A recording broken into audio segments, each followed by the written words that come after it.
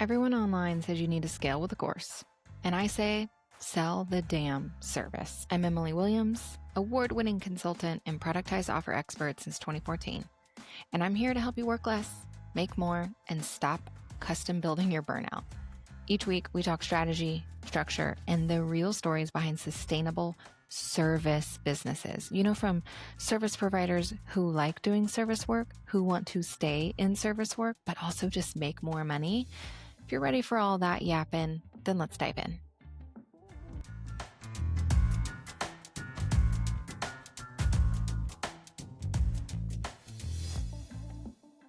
I'm just going to look at this little thumbnail down here and pretend I'm talking straight to you.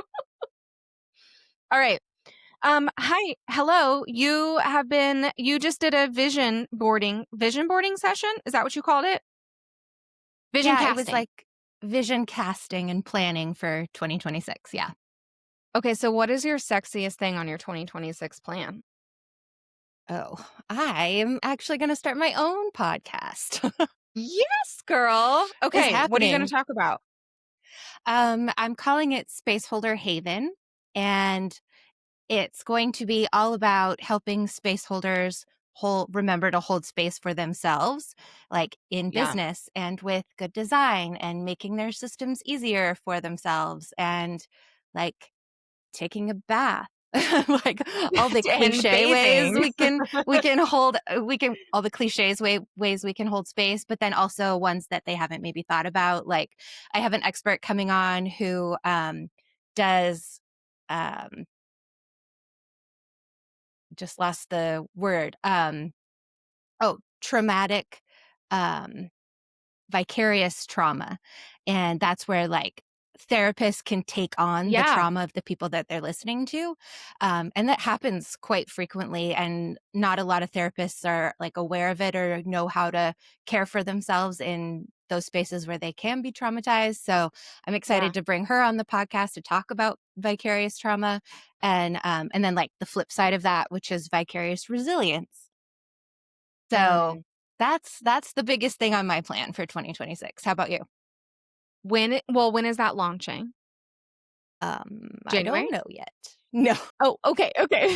Well, we're recording this in November, but this episode might be airing late January, early February. And so if it is out there, I guess, guys, go search Apple Podcast or Spotify and maybe see if you can find it. Maybe it should be my Q1 thing that I'm doing. I love that. Yeah. Sometime in Q1, it's going to be available. Okay. Honestly, I haven't even thought about the only thing I have planned for 2026 so far. And I just planned it when I was doing a Marco Polo on the video app where I was talking to one of my biz besties, and she happens to be my OBM.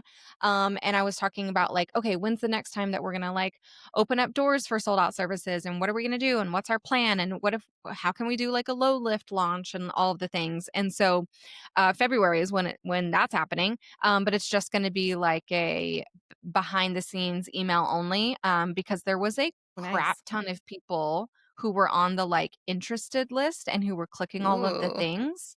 And I'm like, hey, I've got like 89 people sitting over here who were interested, who didn't enroll. And so what if we just like chatted with them and understood what they needed and where they were at? And so that feels like a really fun low lift way to kick off the year. Heck yeah. Other than that, I'm just doing more of the same. I'm really committed to 2025 and 2026 of just like not trying a ton new, because I feel like I rolled out a lot of new stuff in 2025. You did, girl. Right? Just really trying to be committed. It was fun to watch. It was a lot, though. It was a lot. It was really fun. And the muscle that I know I need to strengthen is consistency. And so I really committed in the later half of 2025 of saying the same thing over and over again, offering the same thing, talking about the same thing to the same people, and just doing the same things. When I did decide to kind of go like balls to the wall with content, with the podcast and Substack and trainings, I said to myself, if I'm going to commit to doing this, then I need to pick a routine that feels like I can maintain and come hell or high water, maintain that, at least for, like, 6 months and just see what happens. Yeah, to, like, get a And so baseline, exactly, right? yeah. Because then you can, Um, like, test something, adding something new, and then if the baseline doesn't stay the baseline, then exactly, you can pull that back, but you've gotta, like, establish a baseline exactly. first. Yeah, And, like, I'm the queen of data and looking at data and helping my clients interpret their data and make decisions from it, and we all need our own friends and biz besties to be like, "Hey, yeah, you're not taking your own advice, so how about you do that?" And so I yeah, had someone who was like, "Yeah, you changed, like, a bunch of shit in 2025. I think it's you need to commit to just, like, rolling and sticking with it." And so that's what I'm doing in I love it. 2026, Do which you isn't pick a word sexy, of the but it's year? fun. I normally do. I quite literally haven't thought of 2026 until today. And so I don't know. I don't know what Yeah. my do you have one? My word for 2025 was still. Mm. Kind of from that same perspective of, like, consistency and, like, still showing up and still Yep. doing the work and, like, that Yep. perspective. And I had a word come to me yesterday as I was reading something, and it's, dwell. So Mm. I'm contemplating that for 2026, kind of like an extension of stillness and, like, the goodness that came from that, but, like, Yeah. to then really, like, sit in it, and Yeah. just keep on trucking and, like, Yeah. also dwell from a perspective of, like, make my space look like how I want it to and make my home feel more homey and, like, to love this, like, the physical space I dwell in also. So, Y yeah, love I'm that. playing with I it. love that. Well, so my word of the year for 2025 was visibility, and I feel like I Oh, did that. knocked it out. I did that. Yeah. I there was one point where my OBM was like, "Girl, you are in your visibility season, but you're not sharing about all the visibility that you're getting. And so we need to organize like the links where you're being shared and then actually go talk Yes. about those things and like where are they going to live." So I think that that's still part of it. Actually, I'm going to jot it down on my list right now because I did start working on our like uh, hit list for next Nice, year yeah. of like linking we're jotting it down literally right now, linking all the spaces I've been featured Yeah. on my website. I guess now that we're actually talking about this and I'm looking at my list, what I am tackling for 2026, it does feel a little bit of like more of the same, but I'm paying a little bit more attention to my SEO in 2026 and I might start pinning again, which Right? How is weird is kind of that? it's coming back. It's coming back. It's making its comeback for sure. Someone was talking about, like, you need to get you need to like, Pinterest is again an untapped market, and they were like, "Go take all your show notes and, like, put them on Pinterest and for, like, your podcast." And I'm like, "Why didn't I think about that?" I have a crap ton of episodes now that I could be penning, I just need to go make graphics for, and so that's part of it. Yeah. And you can also connect your Instagram feed so it automatically posts any new posts from Instagram directly to Pinterest as Yep. well, Yep. which I've been Yep. doing, and that's been getting some good traction too. And I've heard amazing things about Pinterest ads that, like, that's where the best ad spend for, like, small business owners is more than Okay, I Meta, need to look Facebook into it. stuff. So, yeah. Yeah. I it's funny because, I find myself, and I've talked about this a little bit on the show here, but like running kind of two branches of my brand where there's the high level advisory consultancy and then the teaching service providers side of it. And so for me, I've created the problem for myself that I tell my own clients to like not do with digital offers, but mine is just with both premium offers. And so it's a fun space to be in. Um, Mhm. I'm very much one of those people who like, I don't wanna teach you or advise you how to do anything that I'm not actively also doing. That's just one of my kind of core philosophies in this Yep. time and space. Yep. Um, And so it's important to me to still have both of those branches, but in that same vein, I'm sitting there with my content like, "Okay, do I need content for the consultancy side, or is that side still good? And I'm creating all this content for the education side, and is that good, and is that enough?" And just constantly kind of balancing the message of both of those. Sure. Yeah. But the other thing to remember, Emily, is it's not your first rodeo, you know? It isn't. It isn't. So that's why I think you can mentally and emotionally hold both with good balance Yeah. because it's like been there, done that, know how to do this. So Yeah. where you might not advise it for somebody who's just starting out, you're at Right. such a different level that it makes sense to have both. Yeah. And that's a big part of it is not only the experience and the expertise and knowing that I can balance both, but my revenue goals are being met and surpassed. And so I wasn't doing both year 1 in 2023 when I started back out on my own again. I didn't start talking about both until 2025. Yeah. Yeah. And so that's part of it. Of like, I'm not saying that y'all can't. I'm just saying let's meet some milestones first and then we can expand. So And valid. that's, Yep. you know? Okay, speaking of expansion, I want to talk about scaling and growth and what does that mean not just to you and in your own business and I think it's really important to talk about everyone's unique definition of scaling Mm, because I literally just hopped off a call. So I'm in a human design community with Haley Bree. You guys might know her from this online space. fun. Um, it's a really, really cool community, and so we just had a mastermind call literally right before this interview. We're talking to 2 folks who were wanting high visibility in their business, and one of them used the phrase, "I wanna become a household name." And we're, of course, talking strategies and like, "You could do this, and we could do that, and we could implement this." And then I was like, "I wanna take a second and pause here, and I wanna ask you, what does being a household name mean to you?"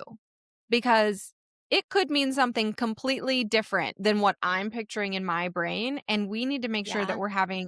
we're basing it in the same definition before we actually create the structure to get there. And is that what you actually want? And so we like took several steps back to really assess that. But I think the same conversation around scaling and growth is had every single second of every day on the online space, and people are constantly harping about how you can scale and how you can grow and what you need to do, and not enough of us are really recognizing what does it actually mean to me to scale and grow. Yeah. And so what does it mean to you? Yeah, I think this is such an important topic because there's, like you said, all that noise out there that makes us somehow feel less than if our definition of scaling isn't the same as those who are out there teaching all these strategies and methods to scale. But I have found personally that scaling for me is about serving deeply versus Mm, serving widely. So I wanna work with and I just did this, like, revenue math with my coach to figure out yes. exactly how many clients I need to hit my revenue goals, and, it's 7.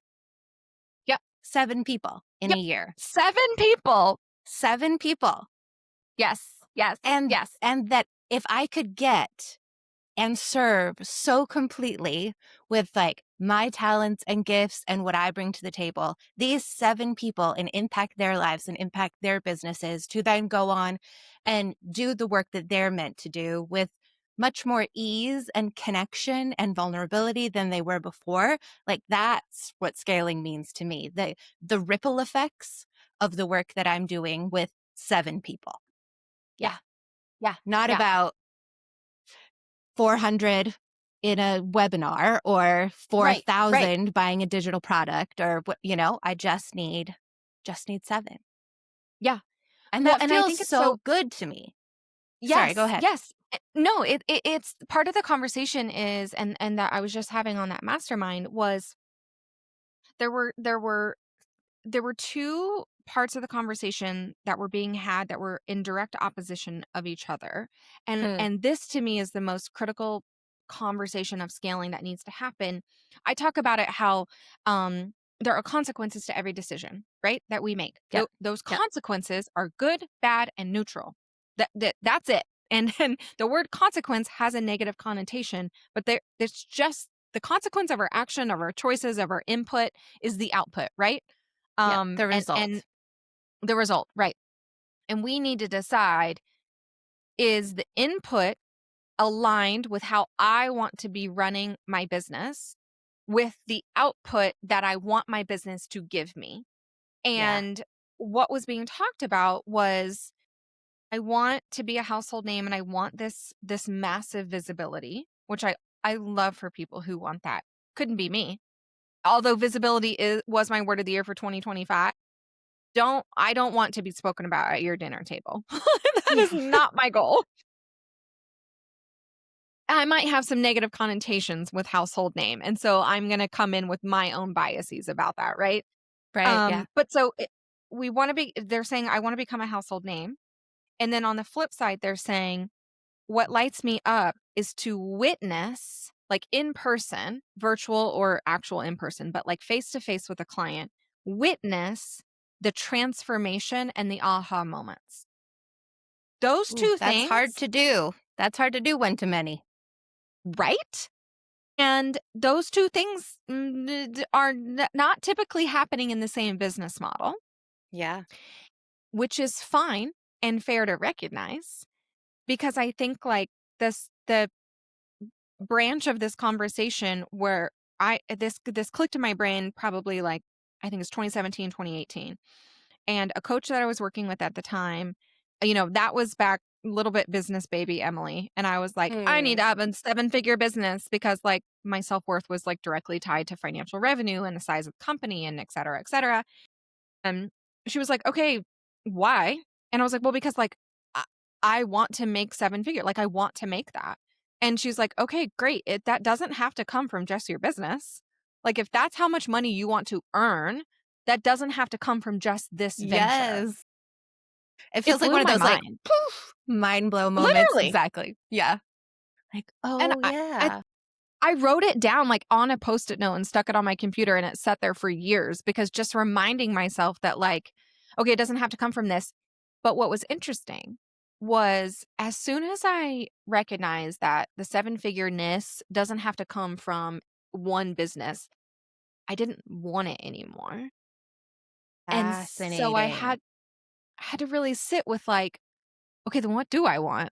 And what does growth look like to me and mean to me? And if that's not what I want, also kind of giving myself the space to analyze, why did I say that I wanted it? Because to me, Mhm. like, asking yourself those deeper questions of, like, okay, what's the impact of this and why? And what did it matter? And what does it mean? That gets you to kind of the root of where an idea Yeah, came what's from the in the first rule? place, Like, right? you need to ask it 5 times. I think that's the rule. Yes. So, Yes. to get Yes. to, like, the deepest why, um, Yes. to get really to the heart of the matter. So, smart. Yeah. And so for me, it was like, well, I mean, maybe this was true then, and maybe it's not true anymore for me, but, like, to me, it was, that is what a legit, good, real business owner was making in a Air business, quotes. in a singular Yep. business. And Yep. if it didn't come from a singular business, then it didn't really matter. Like, if you had a 50K business and then 100K, I don't know, investment, and then something else over here, that wasn't as real enough It didn't for count. me as it. Exactly, exactly, as it coming from one source. So then I went to therapy As one because, does. as one does, and really, like, I mean, since 2023, especially when I come, like, my entire career and identity shifted, of Yeah. really unlearning a lot of things that I had absolutely believed to be true about myself, about my self-worth, about capabilities, about my goals, like, all of it. And boy, oh boy, was that, and continues to be, a journey. Mhm. Amen. So, what did you discover, Emily? Like, what was the reason why you thought that that meant success as a business owner? Did you ever, like, get to the root of it? I I think for me, part of the root was while I was saying out loud with my mouth and words that were coming out of my mouth, I was Mhm. saying, I want a business that makes 7 figures and I want it to feel fun and easy and aligned. I maybe didn't say easy because that definitely wasn't a word that was in my vocabulary then. Ease Um, filled. yeah, yeah. I want to make that and I want it to feel like this, right? I want the journey of getting that. I want it to feel like this. Even though I was saying those things, I was saying them hoping that they would come into fruition, but they weren't. And they never did in that container. I remember I left my previous company in 2023, but it was probably about 2021-ish, if not sooner, that I kept saying, "This doesn't feel fun anymore. It doesn't feel fun. Mm, I don't feel invigorated anymore. I this every negative connotation of this feels like a job was right. happening, and it got And to we a didn't point start where businesses to have jobs. exactly, exactly, and it got to a point, like kind of circling back to the initial conversation of the input didn't match the output for me. I to ultimately, obviously, spoiler alert, the solution for me was leaving and starting over and completely rebuilding. But I talk about this with my clients of like the rebuild in 2023 was come hell or high water, the journey and the alignment has to be prioritized because I trust now and I know now that when I prioritize that, the financial reward comes Yeah. And instead of prioritizing that. so many times we're the block. Just like Every, how we're every time thinking we're the about block. mo every time we're the block. Yeah. Yeah, exactly. Like, every time we think, "Oh, this is gonna be the solution," or "This version of scaling is going to make the difference for my success." Um, but when we really think about what our definition of success is, for us personally, then we get to see the vision expands and then we step into that new vision with more alignment, like you were saying, more determination, and more like excitement to just hypothesize and try new things and see what sticks. And I think that's where the fun comes in having a business. Would you say that are you financially motivated in business? That's a great question. I think I'm a better business owner when my financial situation feels stable. Um, but when it is stable, I get more from, like, those wins that my clients are getting and the ripples that I can see, and that fulfills me more than knowing how much is in my bank account. But to be completely honest, this last year has not been financially stable, and so Mm, it's kind of, like, shifted how I'm even thinking about money, um, and all of the stuff that comes up with money mindset, right? We're never yeah. done with that journey. Mm, no, no. I I shared a really vulnerable episode, um, literally this week. So November 18th is when it published. If you want to go listen to it, I can't remember what number it is, but it's there in the show notes. Um, and someone messaged me. So here's what's funny is the way this podcast works is I do a solo kind of ranty personal episode on Tuesdays and then an interview on Thursdays. And I try to get like 2 to 3 weeks ahead with my solo episodes, because my podcast producer is harping down my neck all the time about getting them ready, and he's my husband, and I need I'm like, Rude. "Okay, fine." Um, but so what happens is I'll do like a solo episode and I'll talk about something, and then I just completely forget like what I talked about because sometimes it won't air for like 3 weeks or 4 weeks, and it goes out my brain, right? Well, this one, I had recorded like a week prior and it had gone out. So it was still kind of fresh, but I'd forgotten that I posted it. I'd forgotten what the topic was. And someone messaged me and they were like, I've never resonated with an episode more than the one that dropped today. And I was like, oh, what did I talk about? And it was one that I almost deleted after I published it because Ooh. I had such a vulnerability hangover after it Mhm. where I talked about, and I think it's like a subset of this conversation. I talked about how, because I was in the middle of a launch of my signature program where I help service providers increase their revenue and capacity while decreasing their time and their need to be in the manual of so many parts of their business. We do that through a variety of ways. But I I was talking about how um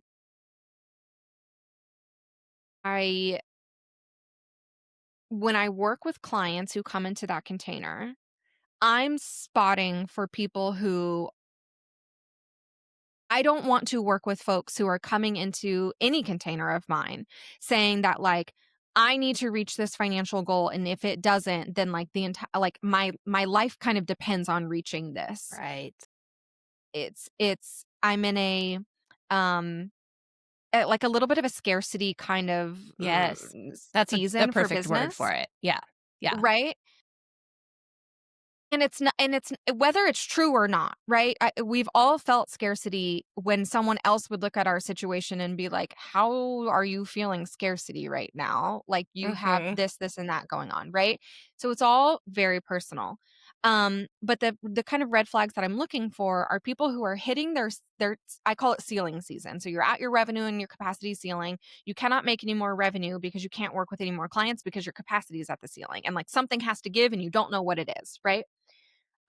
But when you're at that ceiling and if you're like beating yourself up about not getting past it and I just need more and I just need to get to the next one, it's when we think that reaching that next financial milestone is going to like unlock it all for us and like be the answer to all the problems. A, because I've been there and it's never the answer to the problems. Mhm. Yep. But um, but it's this part that I was trying to conceptualize of like there's a little bit of shadow, not to get too woo, but there's a little bit of shadow work that has to be done in that space of like Yeah. learning to love and appreciate and hold space to use one of your phrases for the part of us who is dissatisfied with where we're at right now, knowing that hitting the next level doesn't actually change anything about who we are and are we okay with that? And if we're not, then hitting that level isn't going to feel like a win for you. Yeah. And so I feel like I that's talked the takeaway for today's episode. right? Like, Yeah. and I talked about how I literally I sat in my therapist's office because like unlearning the financial landscape of my self-worth has been a huge journey. And one of the biggest things that where I saw a lot of the traction in that was the shadow work of Mhm. where I talked about in that episode some of the like health complications that I have and how when I talk about that with my therapist, I literally talk about the version of me that's impacted by those health complications as a different version like it's not Ooh, me, yeah. it's Wow. someone else. And, I mean, quite literally, we're in the session and she's like, "Hey, so I just like, real quick, I just wanna point out that, like, she is you. You are her." And I just, like, Yeah. broke down crying because 'cause I'm like, "Oh, no, I don't like that. I don't like Mm. that at all." And so anyways, my whole point being of, like, I think that there's deeper work here of kind of untangling our own self-worth and identity around scaling and around growth and financial milestones. W Do you That's not think the that only ruler. 100%. And do you think that your work with the type of clients that you work with has impacted this journey for you in unique ways? Oh, 100%. I think Ever since I rebranded in 2021 and changed my business name and really focused in on helping space holders, Mhm. people who energetically hold space for others in the work they do, primarily I'm working with therapists. And I have learned so much from that group of people, um, just about being a human first. Yeah. And that all of that work has turned into my method of identity-led branding, where we're bringing who we are and our life experience and the people we've helped in the past to the work we're doing today, and letting that be the guidepost for the design decisions we make, for the, launch decisions we make, for the marketing decisions we make. Um, and so I'm leaning into that heavily on a personal level, and then also helping my clients to do the same thing. So I think definitely the people I'm working with has impacted how I view myself, my own self worth, and to like tie this back to the revenue piece, even though this year has been my lowest revenue number in almost 8 years, I have Mhm. worked with more ideal clients this year than in ever any other year combined. Like, cuz before I was always in that scarcity place of like, "Oh, I have to take this client because I don't know where the next one's coming from," even if they're not really ideal. And it's, you know, the meat butcher down the street who I Right. legit did that website. Um, Yeah. they pay me in steak, it's fine. Um, You get free bacon for life. yeah. But this year it has been all space holders and like Yeah. those the juicy ones that really have such a passion for the work that they do and a care for their own clients and special modalities that they want to feature, and I'm just like all in it with them, and that is bringing me so much fulfillment, even though the dollar revenue number isn't where I would want it to be. um but like that detangling of self-worth and recognizing that the impact I'm having and then the impact my clients get to have is Yeah. more fulfilling than the money. So, Well, and I would argue that you still scaled in a way. yes. Yes. You scaled in alignment with more toward like directing the compass of your business, right? Toward the what I call level 10 clients, right? Folks who are so aligned with who you want to work with and who you want to provide an outcome for. Like that is scaling to Yep. me. That's that deep versus wide, right? So I'm Right. like, I'm not taking those outlier potential clients and I'm just speaking directly to the ones that I want to work with. And they're coming in. Like, maybe not at the rate that I have capacity for, But but that's the the right next ones are being drawn in. Yeah, yeah. that's the And next that's the level. next level of figuring out if you want to. Yeah. Be- because like I think if we're honest, if you wanted to hit the a different financial milestone this year, you would have said yes to the meat butcher client, but So you didn't. true. So true. You would have sought them out. You would have, you would have put yourself in spaces to bridge the gap with less than ideal clients, but you didn't. So true. Thank you for like mirroring that back to me because that's really Right? potent to think about it that way. Yeah. Because I feel like there's in the same sense of like holding space for what you are acknowledging that you didn't do, that you're okay with not doing.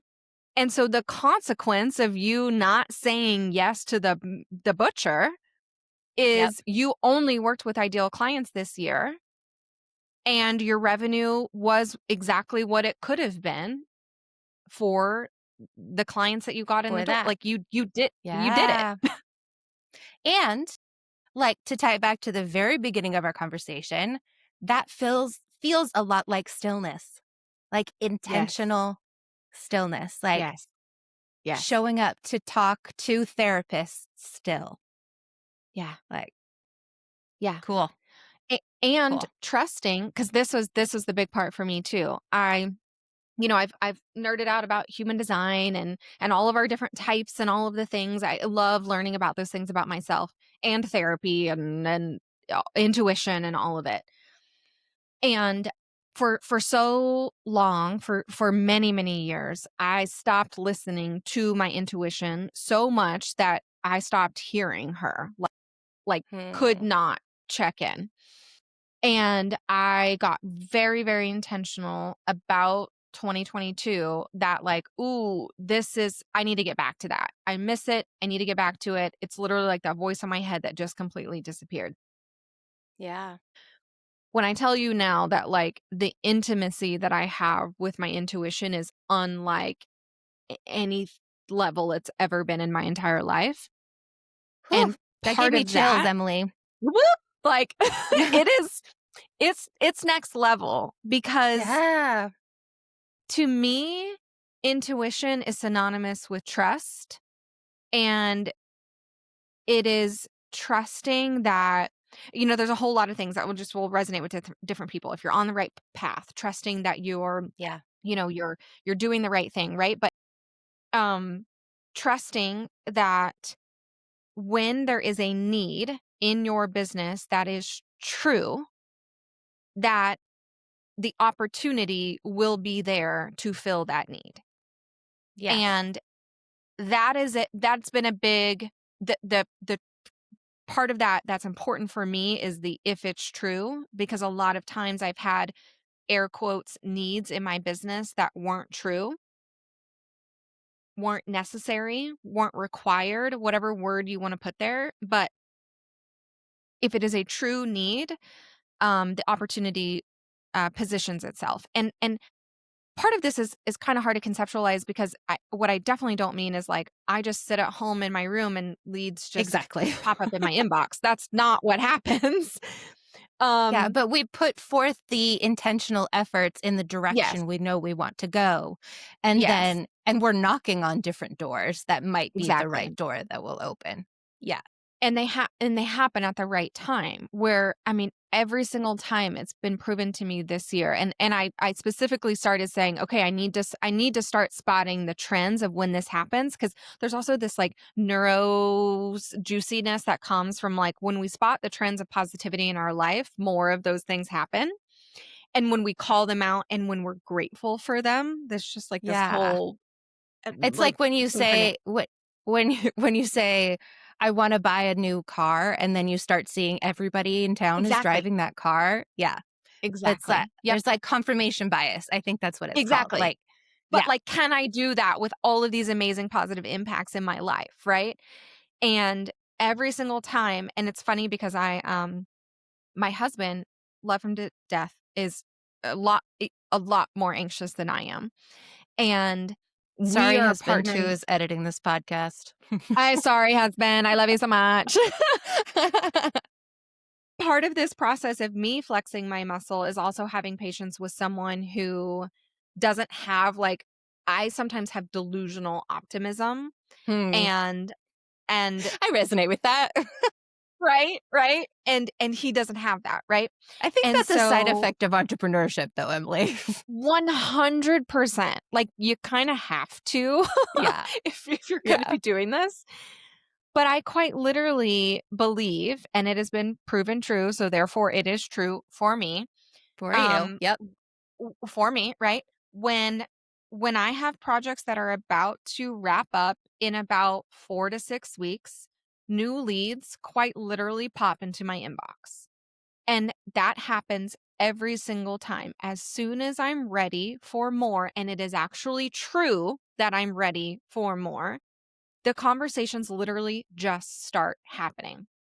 Whether it be an old client that voxes me and is like, "Oh my gosh, I thought of someone to refer you and I just sent them your way. Like, let me know how it goes."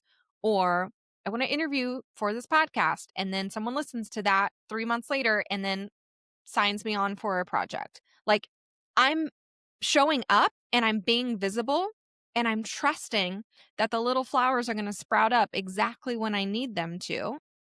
And because I trust it, I notice when it happens. And because it happens, I give gratefulness for when it happens so that it happens again. Yeah. What a beautiful cycle. it's I love doing business that way. Yeah. Yeah, It it's so just good. feels good. This reminds me, the girls from, Braid Creative, Kathleen Yes, and and her I Emily. think oh, yeah, and Emily. Yeah. The other Emily, yeah. Yeah. They had this lesson, I think it was like a YouTube video back in the day, about, like, having, like, one of your big whiteboards that you got, and there's, like, Yes. a block for each, like, container of space that you have Yes. available for a client, and, like, writing in the name of the current client, and then as soon as you erase that name, that means you It now op have space for someone new to come Yes. in, and someone new would come in, and I Yes. did that for years. I should get back to that. Do it I again. should get back to that. Yeah, I'm gonna go buy a It was like whiteboard. her chalkboard method or something, right? Yes, yes, that's what it was called. Yes, that's good. What a That's good. throwback. Yes. Sorry. I'm No, an I love entrepreneur that. grandma at this point. Well, and we both are. Yeah, Like, it reminds me how long we've been in this I space for know. real. Oh, man. I went to a Well, retreat, well, I think last year, and just, like, sitting around a table talking to people and and it like, "When did you start your business? When did you start your business?" And I was yeah. like, 2014." Yeah. No prob Yep. Yeah. Just a I business have grandma. We're out here working it. We're out here working it still. I have, on my onboarding form for SOS, when did you start your business? And so I see it in my, I have an Airtable like interface where Mhm. it shows me the earliest year that someone started a business and the most recent year that someone started business. And as of right now, because I just checked it yesterday, the earliest year of who I'm working with right now that someone started a business is 2020. Damn. And I'm like, I'm sorry, what? Literally, what? Wow. I mean, So a it's lot of businesses started in 2020. We have to, like, Mhm. admit and say that out loud, but Yep. wow. Yep. And now my consulting clients, different story. Like some of them, like one of my clients started in like 2000, and so like Mhm. has been around for a hot freaking minute. But it's just so funny to me of just the cyclicalness of all of this, Yeah. and And, like, we then the can all chalkboard still be method thing. struggling with the same issues no matter when we started, Yes. because that is also the beauty of entrepreneurship. Percent. And I mean, it kind of goes back to even what we were talking earlier of like, I'm literally by the time that we this airs, I probably already made the purchase. I'm on a wait list right now for someone talking about like evergreen blog content, and I'm like, Wow. God, this is Why so don't you just funny. go back and watch Strategy Academy videos, Emily? I know, I know, I know, because I don't have access to any of those materials. But yes, Oh, it's just so funny of like, "Oh, I'm penning again," or, "Oh, I'm, yeah. doing a podcast It all tour," and just circles. it all circles around. But Okay, the cool so thing about that, I will say, is that yeah. because we've got the reps in, we can be more Yes. efficient with our time this time around. Well, 100%, and that's why, like, I feel like 17 caveats to, like, yes, I started over in 2023, and here was my trajectory, but I had 12 years of Sure. experience under my belt. Exactly. So, like, Exactly. I am not trying to say I started over and had this success and you can replicate the exact same thing if you're year 3. We are on different journeys and different paths, and that's Absolutely. fine, right? Okay, I love this, and I love so much how your level 10 clients have rubbed off on you in such incredible Hmm. ways, and the Thank way you. that you're showing up, I think is so beautiful, and I love the concept of your new show, and I cannot wait to listen. Um, I do wanna hear a little bit about before we wrap up, I know we talked about, like, things for 2026, but are you looking at also scaling revenue-wise for 2026? And do you know how you're going to make that happen? Are you trying something different? Are you doubling down on what you've already done? What is that looking like? Great question. Knowing that I just need 7 clients was so, like, freeing, I think Because is did you the raise the your best rates? word. Yes. So I raised my Okay. rates in 2025. Yep. And so did that like backwards math, right? Of like, Mhm. this is how much I need to bring in for my household. This is how much I need to pay my business expenses. This is how much I would ideally like to take home as profit.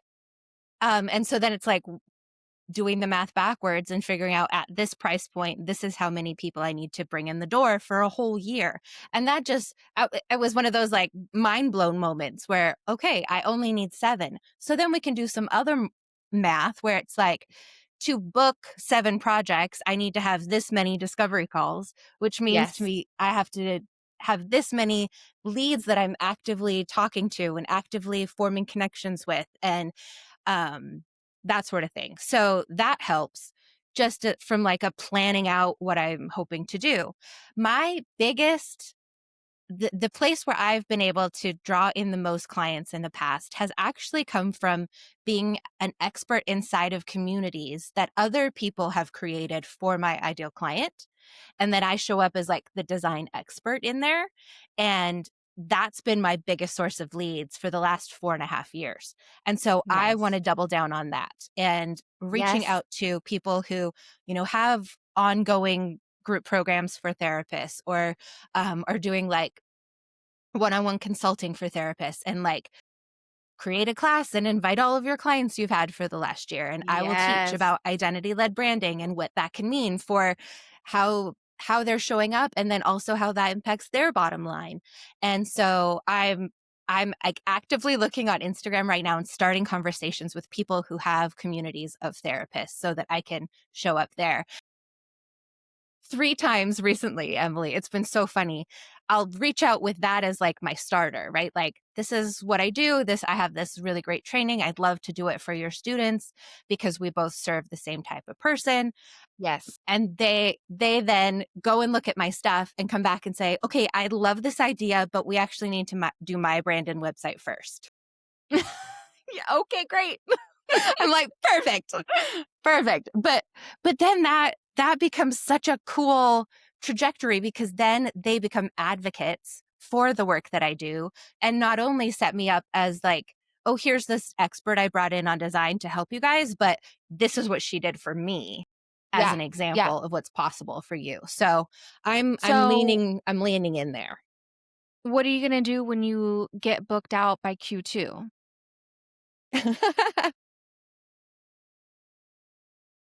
Start a wait list, I guess. I mean, legitimately asking of like No, like that's valid. I don't know, Emily.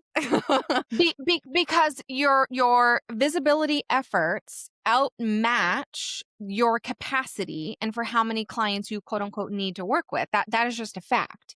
And so I kind of like let's spend just a little bit here. I was almost going to wrap this up, but I kind of want to do like a little bit of like strategizing for a second if that's okay. Okay. Yeah, let's do it. So what I would talk to with my clients about in this space is okay, so your visibility efforts are outmatching and are going to outpace your current capacity. So I want you to start to be mindful of that and make decisions before you are over capacity so that Before you I'm are tapped out. making decisions. Yes. So that you're making decisions in alignment, right? And so one, there's a couple things that like I just want to invite you to think about.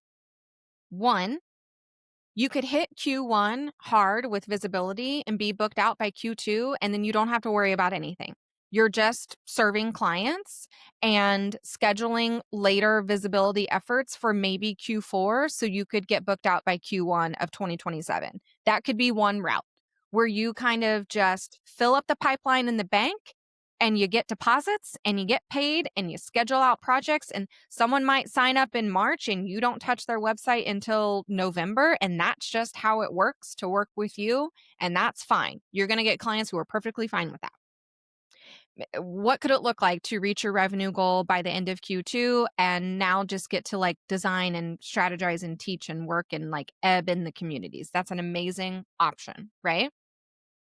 Then there's the That feels option of good. like, right? Okay. So that feels like easeful, I feel like. Yeah. Um, and then I think maybe you do that for 2026, but then I also think like, okay, then what's the plan for 2027? Are we Hmm. increasing your capacity from 7 to 10?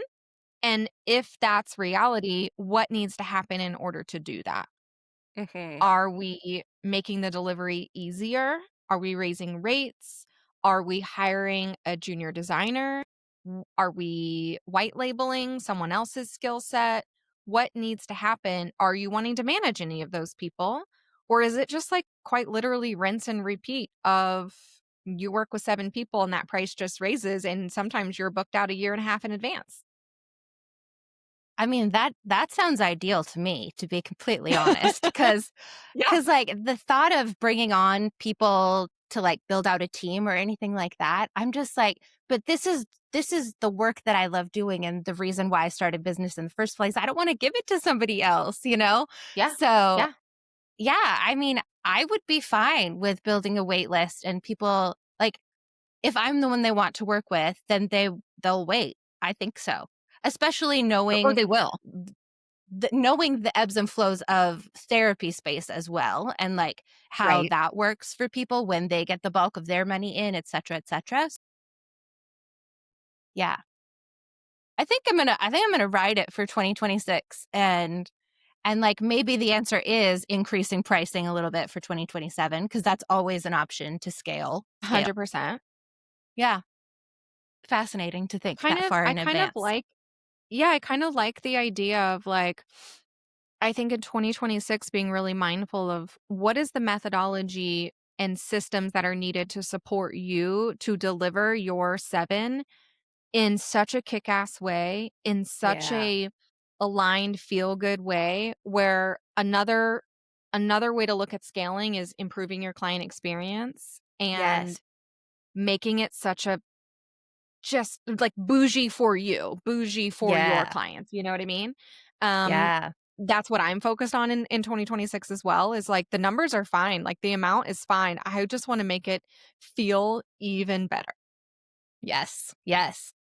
I'm here for this kind of scaling, Emily. I'm so glad right? we had this conversation.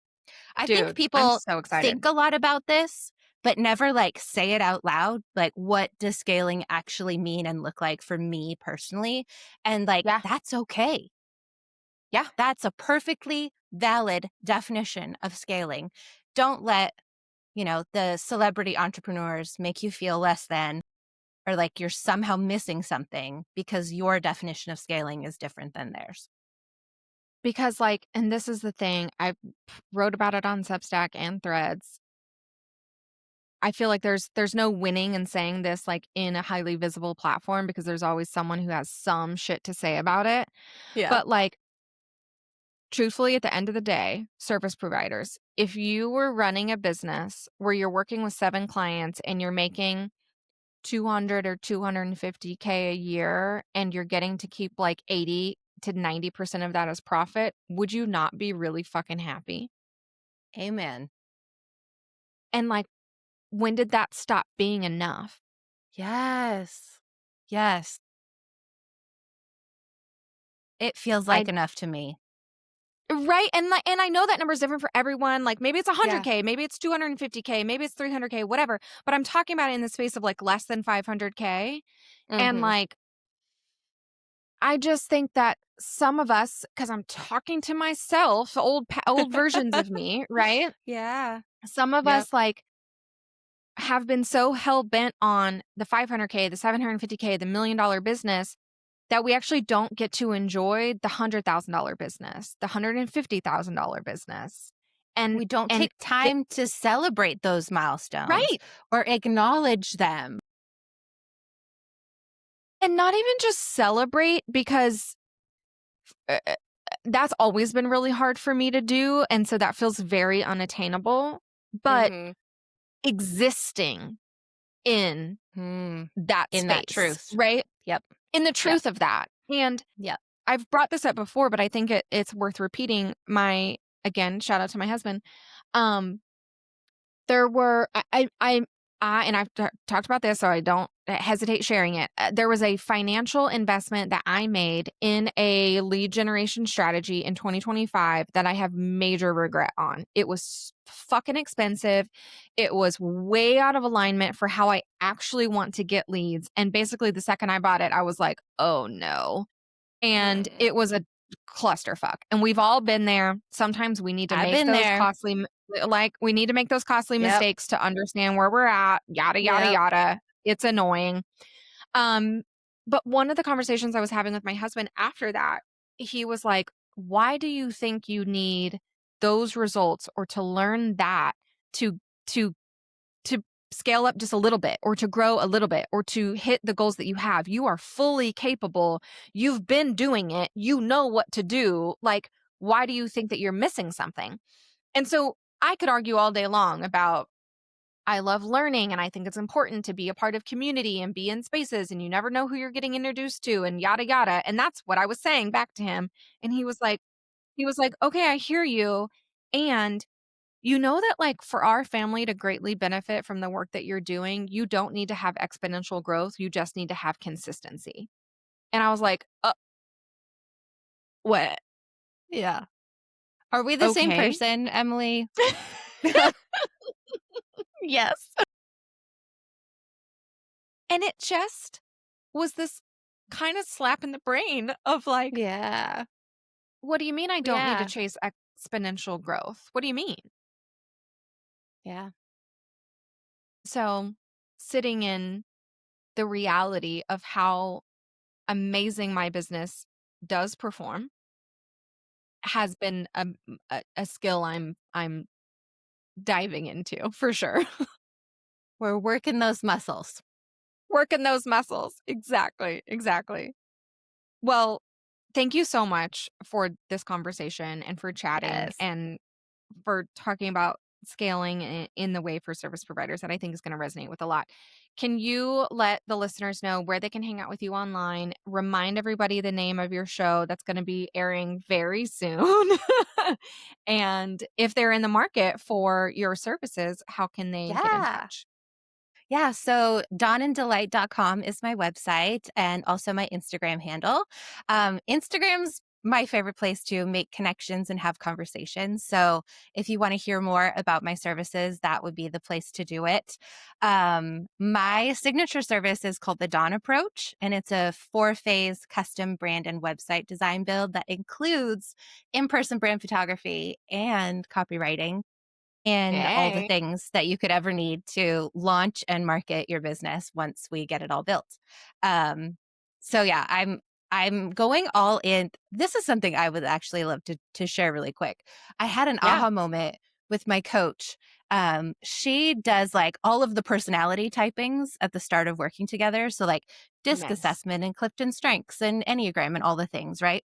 Mm-hmm. And one of my Clifton strengths highest one is maximizer, which Mm. means that I love to take things from good to great, incredible, fantastic and like Yep. see it all the way through, which is Yep. why I'm like so in love with my signature service because it lets me like sit beside my clients in business and start from those like the minuscule things that you don't think matter and then turn those into visuals you can use and then like see the ripples from Yes.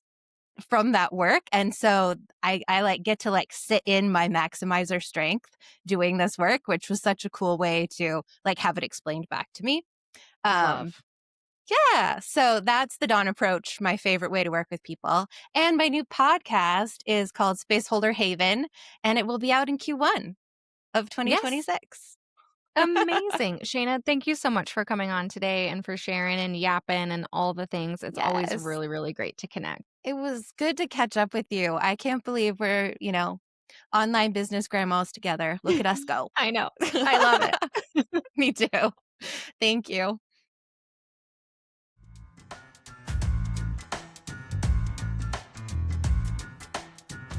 Hey, thank you so much for listening to this episode of Sell the Damn Service. I'm really honored that you spent however many minutes you just did with me. Now, if you could go do me a very quick favor and be sure to like, subscribe, leave a rating and a review for this podcast over on Apple Podcasts and Spotify, or, pick your favorite platform. I'm not going to be that choosy. It truly means the world to me. It's how little tiny shows that are like mine, that are self-funded and, being edited in between dinner time and school pickup, it helps us get seen. It's free for you to do. and takes just a couple of minutes. And I would love you forever. If I could send you an edible arrangement as a big thank you, I would. So instead, consider this giant thank you directed just at you for going to do that. And share this episode or this podcast with a friend who needs to hear it. I love ranting and raving about service-based business strategies. And, I think more people should listen to this show, honestly. So I appreciate you. Thank you so much. I really am grateful that you're here, and we will chat very soon.